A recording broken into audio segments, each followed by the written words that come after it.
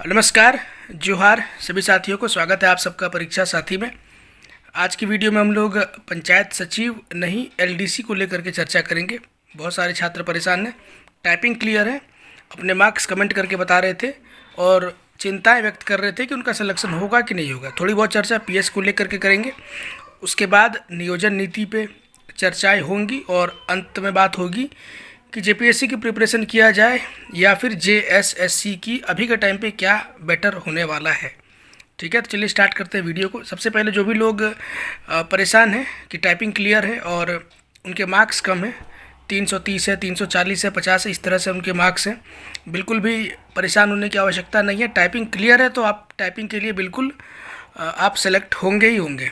कारण क्या है कि बहुत सारे यूट्यूब चैनल्स हैं, बड़े बड़े चैनल्स हैं जिनका डेली जेएसएससी में उठना बैठना होता है। ठीक है, उन चैनल्स ने भी ये खबर सब जगह फैलाया है कि सीटें खाली रह जाएंगी, और सीटें खाली रहेंगी तो जाहिर सी बात है कि एलडीसी के लिए ही खाली रहेगा, पीएस के लिए तो खाली नहीं रहने वाला है। ठीक है, और एलडीसी के लिए खाली क्यों रह सकता है, तो एक बहुत ही स्ट्रिक्ट कंडीशन था एलडीसी पोस्ट के लिए क्वालिफाई करने के लिए कि 2% एरर अलाउ किया गया था हिंदी टाइपिंग में, जो कि बहुत बड़ी बात होती है। ठीक है, और वो भी 2% एरर कब, जब आपके पास सिस्टम ठीक नहीं है।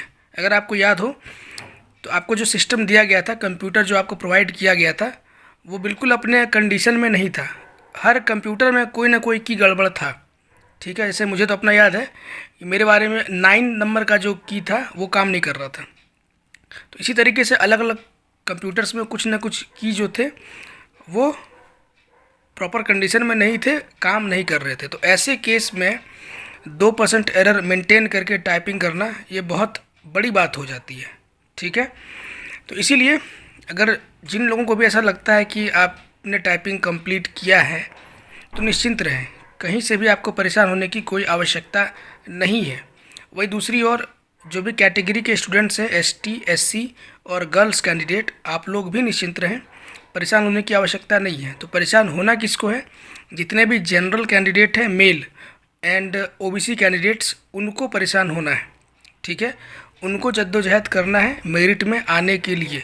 करना क्या है, करना तो कुछ नहीं है, जो करना था आपने कर लिया है, अब बैठ करके अपने मन में ही जद्दोजहद करना है। ठीक है, ऑर्डर कॉपी बिल्कुल एक्सपेक्टेड है कि 2 से 3 दिन के अंदर ऑर्डर कॉपी अपलोड हो जाएगा, और ऑर्डर कॉपी अपलोड होने के बाद जो आपकी बेचैनी है वो दुगनी हो जाएगी, क्योंकि उसके बाद विदिन 1 वीक, जैसा कि एक्सपेक्टेड है, मुझे नहीं लगता कि 1 वीक में रिजल्ट आएगा, 10 दिन वहाँ से भी मान के चलते हैं, विदिन 10 डेज़ रिज़ल्ट साइट पे अपलोड किया जाएगा।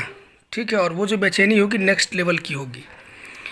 तो ये सब तो हो गई फ्यूचर की बातें। अब आगे क्या होने वाली है, आगे क्या होने वाला है, नहीं होने वाला, उसकी बातें हो गई है। अब बात करते हैं जो लोग पढ़ाई कर रहे हैं, एग्ज़ामिनेशन की तैयारी कर रहे हैं, लेकिन झारखंड के हैं, तो उनके साथ अनिश्चितताओं का दौर हमेशा चलता रहता है। अभी जो मौजूदा समय आप देख रहे हैं, नियोजन नीति को लेकर के जो गहमा गहमी आज से 1 सप्ताह पहले थी, अभी वो बिल्कुल भी नहीं है। सरकार बिल्कुल भी सीरियस नहीं दिख रही है नियोजन नीति बनाने को लेकर के। ठीक है, सीजीएल का एग्ज़ाम फ़िलहाल होने की संभावना दूर दूर तक नहीं दिखाई दे रही है। अब ऐसा लग रहा है कि साल के अंत में कहीं ये सरकार ना सोच रही हो कि हम एग्ज़ाम कंडक्ट कराएं सीजीएल का।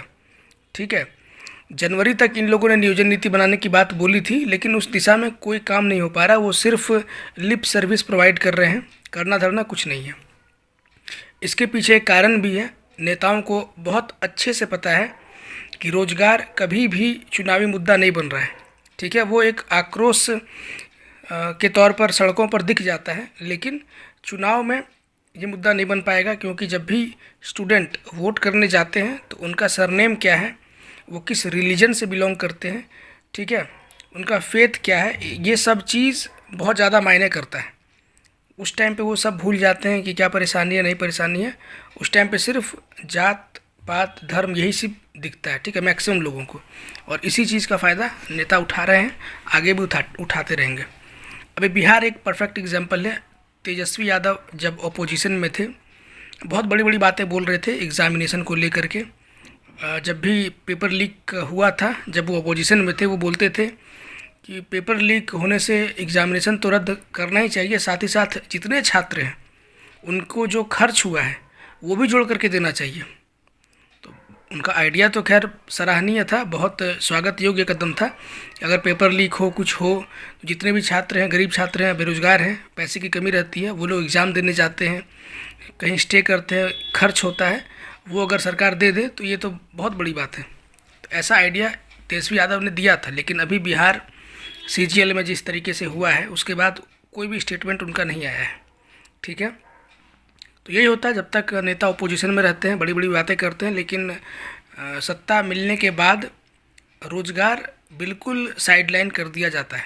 ठीक है, नेक्स्ट इम्पॉर्टेंट टॉपिक जिस पर हम लोग चर्चा करेंगे, JPSC या JSSC अभी के टाइम पे क्या बेहतर रहेगा। देखिए, अभी आपके पास पर्याप्त समय है, मैं तो बोलूँगा कि अभी स्विच कर जाइए JPSC के लिए, ज़्यादा बेटर है। और अभी के टाइम पे जितना ज़्यादा डेप्थ में हो सकता है आप लोग पढ़ाई करिए। और डेप्थ में पढ़ाई करने का क्या मतलब है, मैंने पॉलिटी के कुछ प्रश्न डाले हैं, बहुत सारे छात्र बहुत खूबसूरती से उसका बहुत सही सही जवाब भी दिया था। आज का सवाल का जो पूरा सीरीज़ है, मैं प्लेलिस्ट इस वीडियो के लिंक में डाल दूंगा। आप लोग पॉलिटी के उन सवाल को देखिए और अपने आप को जज करिए कि आपकी प्रिपरेशन कैसी है। नहीं है तो उस लेवल की तैयारी करिए। ठीक है, अभी जितना डेप्थ में जाएंगे इसका फ़ायदा आपको JPSC में तो मिलेगा ही, CGL में भी 100% मिलेगा। तो अभी का जो टाइम है, मैं फिर से आपको बोल रहा हूँ, हिस्ट्री, पॉलिटी, जितने भी GS के सब्जेक्ट हैं, जितनी गहराई में आप जा सकते हैं जाइए और अपना कंटेंट स्ट्रॉन्ग करिए। ठीक है, जो भी आपका सब्जेक्ट, अभी PGT वाले बहुत सारे कैंडिडेट हैं, कोई ज्योग्राफी लिया हुआ है, कोई कुछ और सब्जेक्ट किन्हीं का है। ठीक है, जब एग्ज़ामिनेशन अभी कुछ दिन पहले होने वाला था तो सब परेशान थे कि इतनी जल्दी एग्ज़ामिनेशन ले रहा है, अभी 10 दिन पहले ही फॉर्म भराया था, थोड़ा समय देना चाहिए था। अब उन सबको समय मिल गया है तो वो समय अब सबको भारी लग रहा है। ठीक है, तो इस मानसिकता से थोड़ा बाहर आइए। एग्ज़ामिनेशन तो 23 में होना ही है, चाहे जिस महीने में हो, एग्ज़ाम तो होना ही होना है। तो आपका जो भी सब्जेक्ट्स है आप उसमें मास्टरी करिए, उसको मजबूत करिए। इसके अलावा अपने पास कोई ऑप्शन नहीं है। और अगर जल्दी कोई एग्ज़ामिनेशन आप देना चाह रहे हैं, बैठना चाह रहे हैं, तो JPSC मुझे लगता है ज़्यादा संभावनाएं हैं कि JPSC आपका JSSC से पहले कंडक्ट करा लिया जाएगा। ठीक है, और पिछली बार आप सब ने JPSC एग्ज़ाम दिया था और आप सब ने इस चीज़ को फील भी किया था कि PT निकालना बहुत बड़ी बात नहीं है। तो एफर्ट करिए उस दिशा में और वो आपको डेफिनेटली CGL में भी काम आ जाएगा। ऐसा नहीं कि CGL उससे आपका डिस्टर्ब हो जाएगा। ठीक है, अब बिहार की जो प्रिपरेशन कर रहे हैं तो वो उनका तो कुछ कहना ही नहीं है, क्योंकि बिहार में तो रेगुलर BPSC एग्ज़ाम हो ही रहा है। अभी 66th BPSC हुआ था कुछ दिन पहले, फरवरी में 67th PT होने वाला है। तो बिहार तो फुल फॉर्म में है, काफ़ी आगे झारखंड से निकल रहा है इस मामले में, बाकी मामलों में भी।